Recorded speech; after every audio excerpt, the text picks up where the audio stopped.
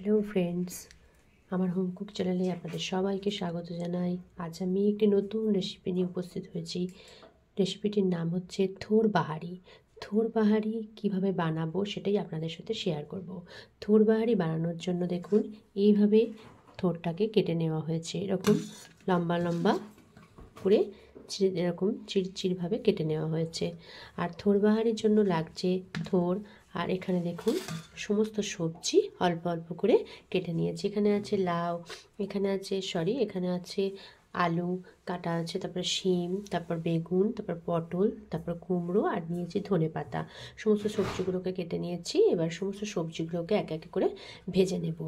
আর এখানে নিয়েছি বড়ি প্রথমেই আমি ভেজে রেখে দিয়েছি। চলুন এবার সবজিগুলোকে ভেজে নিয়ে যাক। কীভাবে থোর বাহারি বানাবো সেটি আপনাদেরকে দেখাবো বানিয়ে। এখানে সমস্ত সবজিগুলো প্রায় সিদ্ধ হয়ে এসেছে, মশলার সাথে ভালোভাবে সিদ্ধ হয়ে যাচ্ছে। এইবার এখানে ভেজে রাখা বড়িগুলো আমি দিয়ে দিলাম। ভালোভাবে বড়িগুলোর সাথে সবজির সাথে মিশিয়ে দিচ্ছি, দিয়ে কিছুক্ষণ হতে দিচ্ছি, বেশ 2 মিনিট।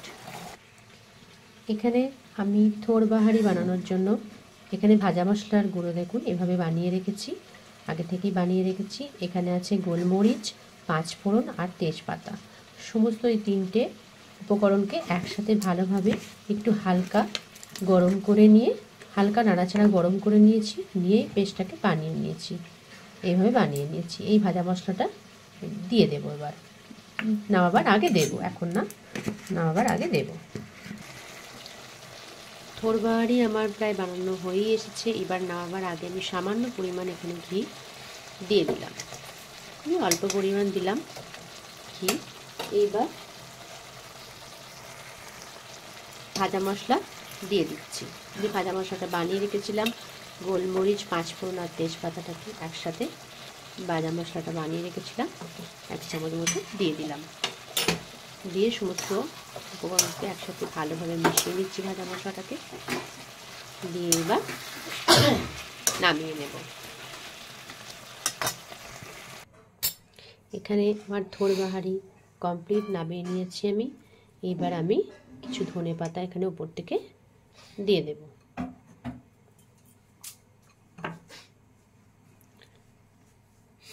এই গরম গরম থোর বাহারি গরম গরম ভাতের সাথে খুবই ভালো জমে যাবে। শীতের দিনে খুবই ভালো টেস্টি একটি রেসিপি, এবং রুটির সাথেও খুব ভালো লাগবে। আর গরম ভাতে তো জবাব নেই, খুবই সুন্দর লাগবে। ফ্রেন্ডস, আমার এই থোর বাহারি রেসিপিটি যদি আপনাদের ভালো লেগে থাকে, থোর তো আপনারা অনেক রকমভাবেই রান্না করেছেন বা আমরাও করি, কিন্তু এই থোর বাহারি রেসিপিটি, আমার এই রেসিপিটি যদি আপনাদের ভালো লেগে থাকে তাহলে একদম নতুন রেসিপি। যদি ভালো লেগে থাকে তাহলে অবশ্যই আমার হোম কুক চ্যানেলটিকে লাইক, কমেন্ট, শেয়ার করবেন, সাবস্ক্রাইব করে দেবেন, পাশে থাকা বেল আইকনটি প্রেস করে দেবেন।